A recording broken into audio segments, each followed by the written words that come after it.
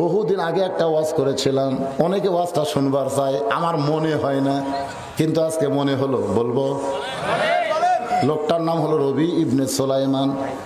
ওরা 10 জন বন্ধু মিলে হজে যাবে। আমাদের বাংলাদেশে কিন্তু একটা নিয়ম আছে, হজে যাওয়ার আগে যাকে পাই তাকে জিজ্ঞাসা করে, ভাইজান আমি কিন্তু এবার হজে যাব, তুমি দোয়া করো। এতে করে হজে যাওয়ার দোয়াও চাওয়া হলো, আবার 10 জনক জানানো হলো। জোরে কোন কথা ঠিক না? একটা ইবাদত মানুষ জানিয়া করে, সেই ইবাদতের নাম কি? হজ। হজ হজ নামের আগে খেলে আলহাজ না লিখলি অনেকে খেপে যায়। অনেক দূরের একটা আত্মীয় ছিল রবি ইবনে সুলাইমান, সেখান থেকে দোয়া নিয়ে ফেরার পথে রাস্তায় রাত্রেবেলা দেখে রাস্তার পাশে কে যেন কি করতে, কাছে গিয়ে দেখে একটা মহিলা মরা গাদার গা থেকে গোস্ত কাটতেছে আর টোপলা বানতেছে। রবি ইবনে সুলাইমান চিন্তা করে, গাধা খাওয়া হারাম আর মরা গাদার গা থেকে মেয়েটা গোস্ত কাটে, নিশ্চয় মেয়েটা কোনো খারাপ জায়গার সঙ্গে যোগাযোগ আছে। গোস্ত যখন টোপলা হয়ে গেছে, রবি ইবনে সুলাইমান তখন মেয়েটার পিছনে রওনা দিল। নিরাপদ দূরত্ব রেখে মেয়েটার পিছনে রওনা দেয়। মেয়েটা একটা ভাঙ্গা বাড়ির মধ্যে যেই মাত্র ঢুকছে, সঙ্গে সঙ্গে 2টা মেয়ে মা মা বলে দৌড়াইছে। মা বলতেছে, আর কান্দিস না, আল্লাহ রহমত করেছে, 1 টোপলা গোস্ত এনেছি, এই গোস্ত সিদ্ধ করে খাও, আল্লাহর শুকর আদায় করো। রবি ইবনে সুলাইমান চমকে যায়, এইটা কেমন মা? মরা গাদার গা থেকে গোস্ত করে টোপলা আনলো, আবার মেয়েদের বলতেছে সিদ্ধ করে খাও, আল্লাহর শুকর আদায় করো। রবি ইবনে সুলাইমান দেখলেন লোকমা দেওয়া ছাড়া উপায় নাই, তিনি লোকমা দিলেন। মা তুমি কেমন মা? তোমার অসহায় ক্ষুধার্ত মেয়েদেরকে তুমি ধোকা দাও। আমি নিজের চোখে দেখেছি মরা গাদার গা থেকে গোস্ত করে তুমি টোপলা বানছো, আর সেইটা সিদ্ধ করে কেমনে আল্লাহর শুকর আদায় করবে? মেয়েটা বলতেছে, পথিক আমার স্বামী একজন আল্লাহর, আমার স্বামী একজন মুসলমান, ধর্মযুদ্ধে শাহাদত বরণ করেছেন। এরপর থেকে আমরা বড় অসহায়, আমাদের বাড়িতে কোনো পুরুষ মানুষ নাই। আজকে 3 দিন হলে আমাদের বাড়িতে কোনো খাবার নাই।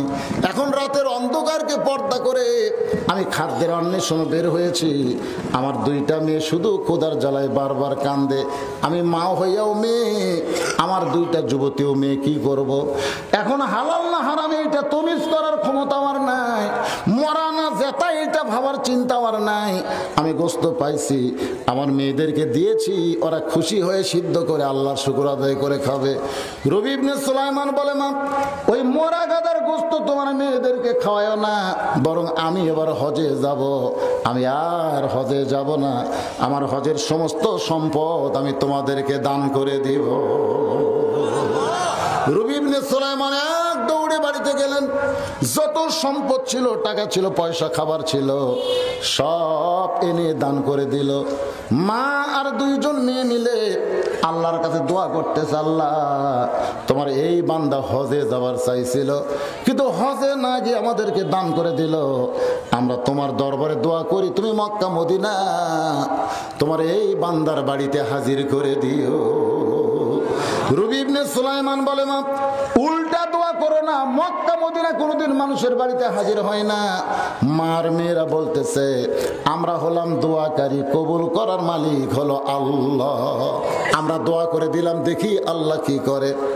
নির্দিষ্ট সময়ে আরো 9টা বন্ধু, তারা বলতে চলো বন্ধু হজে যাই। রবি ইবনে সুলাইমান বলতেছে, তোমরাই এবার যাও, আমি এবার যাওয়ার পারলাম না। তুমি কত মানুষের কাছে দোয়া চেয়েছো, তুমি কেন যাইবা না? বলে, আমি অসুস্থ ভাই, আমি যাওয়ার পারবো না। 9টা বন্ধু হজ করতে গেল, হজের সমস্ত কাজ কাম শেষ করে 9টা বন্ধু বাড়িতে ফিরে আসলো, কিন্তু নিজের বাড়িতে না গিয়ে ওই 9টা বন্ধু রবি ইবনে সুলাইমানের বাড়ির দরজায়, ওই 9 জনের মধ্যে 1 জনের মাথায় একটা টোপলা আছে। জোরে কোন কি আছে? ওই টোপলাওয়ালা দরজায় খটখট করতেছে, মাথায় টোপলা নিয়ে রবি ইবনে সুলাইমানের বাড়ির দরজায় ডাকতেছে, রে রবি ইবনে সুলাইমান তুমি কি বাড়িতে আছো? রবি ইবনে সুলাইমান চমকে গেল, এই তো আমার বন্ধুদের গলার মতন। দরজা করে তাকায় দেখে 9টা হাজি দাঁড়ায় আছে, আল্লাহর শুকর আদায় করে বলতেছে, ভাইজান তোমরা 9 জন আমার বাড়িতে আইছো, আমি জানতে পারলে তোমাদের বাড়িতে আমি যাইতাম। টোপলাওয়ালা বলতেছে, রে মিথ্যাবাদী, তুই কত বড় মিথ্যাবাদী, হজের আগে তোর কাছে আমরা আইছিলাম, তুই না কইলে হজে যাব না, তুই না কইলে আমি অসুস্থ, এবার হজে যাবার পারবো না, কিন্তু সাফা মারওয়া সাই করার সময় এই যে আমার মাথায় টোপলা দেখতেছিস, এই টোপলা তো আমার না, এই টোপলা হলো তুরই টোপলা। তুই বললি টোপলাটা না, আমার বড় কষ্ট হচ্ছে ভাই, তুমি একটুখানি ধরো, আমি একটু সাফা মারওয়া সাই করতে চাই। সাফা মারওয়া সাই করে তুই যে কোথায় হারিয়ে গেলি, তোকে পাইলাম, আল্লাহর ঘর তাওয়াফ করতেছিস, তোর টোপলা তোকে দিবার চাইলাম, তুই টোপলা না নিয়ে কোথায় যেন হারিয়ে গেলি। গোটা মক্কায় কয়েকবার 9 জন বন্ধু আমরা তন্ন তন্ন করে খুঁজলাম, কিন্তু তোকে তো আমরা খুঁজে পাইলাম না। চলে গেলাম মদিনায়, মদিনায় গিয়া দেখি আল্লাহ নবীর রওজার পাশে দাঁড়িয়ে নবীরে সালাম দিচ্ছি। 9টা বন্ধু তোর পিছনে দাঁড়িয়ে নবীকে সালাম দেওয়া শুরু করলাম। হঠাৎ তুই কোথায় যেন হারিয়ে গেলি, আর তোকে মদিনায় খুঁজে পেলাম না। রে মিথ্যাবাদী, একসঙ্গে হজে যাবার চাইছিলাম, কিন্তু হজ আমাদের সঙ্গে গেলি না, আবার তোর টোপলা আমাকে কুলির মতন বহায়া নিলি, দেখা দেওয়ার পরেও কোনো কথাবার্তা বললি না। রবি ইবনে সুলাইমান বলে, আল্লাহ আমি তো হজেই যাই নাই, আমার বন্ধুরা কি বলতেছে?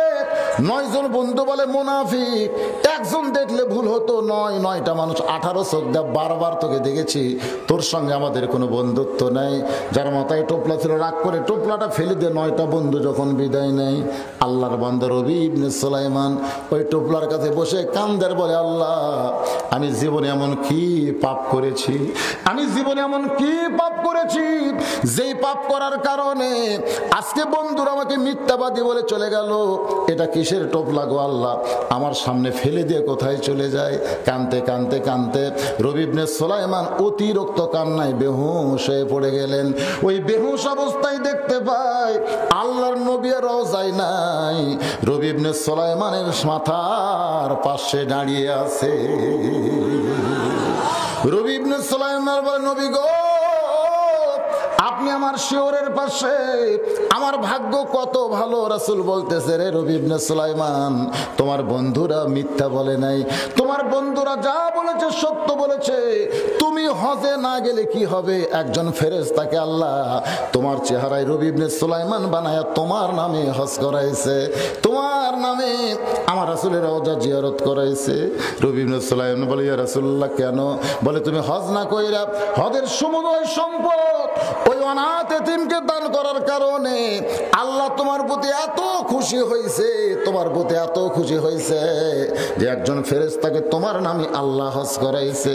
রবি ইবনে সুলাইমান বলে, ইয়া রাসূলুল্লাহ তাহলে আমার বন্ধু যে রাগ করে এই টোপলাখানা আমার সামনে ফেলে দেওয়া যায়, এটা কিসের টোপলা গো নবী, আপনার কাছে একটু জানবার চাই। সঙ্গে সঙ্গে নবী কোরআন থেকে তেলাওয়াত করলেন, ওয়ামা তুনফিকু মিন শাইইন ফি সাবিলিল্লাহি ওয়াফা ইলাইকুম ওয়া আনতুম লা তুজলামুন। রে রবি ইবনে সুলাইমান, তুমি যত হাইশিমদেরকে হজ না করে যে টাকা পয়সা তুমি তাদেরকে দান করেছিলে, তার থেকে 10 গুণ এই টোপলার মধ্যে আল্লাহ তোমাকে দুনিয়াতে দিয়ে দিছে।